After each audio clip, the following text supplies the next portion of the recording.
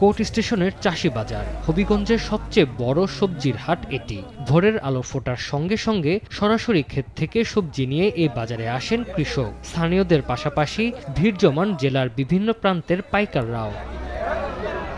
প্রতিদিন ভোর ৫টা থেকে ৯টা পর্যন্ত চলে বাজারের বেচাকেনা। তবে সরবরাহ কমায় ৩ সপ্তাহ ধরে সব ধরনের সবজির দাম কেজিতে বেড়েছে ২০ থেকে ২৫ টাকা। ফুলকপির দাম ঠেকেছে ১২০ টাকায়। এছাড়া টমেটো ৭০, শিম ৬০, করলা ৬০ ও শসা ৩০ থেকে ৩৫ টাকা কেজিতে বিক্রি হচ্ছে।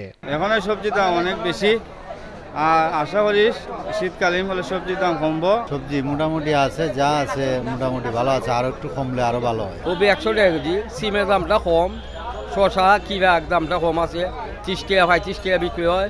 মরিচের দাম অনেক কমে গেছে, ৮০ টাকা ৯০ টাকা কেজি বিক্রি। সবজির দাম বাড়ার পেছনে বড়ি আবহাওয়াকে দায়ী করছেন ব্যবসায়ীরা। সপ্তাহ দিনের মধ্যে একবারে শীতকালীন শাকসবজি পুরো আমদানি হইব, তখন কৃষকের বিক্রি করতে সমস্যা হইব, অনেক দাম কমে যাব। চাষি বাজারে প্রতিদিন প্রায় ২০ লাখ টাকার সবজির বেচাকেনা হয়। সময় সংবাদ, হবিগঞ্জ।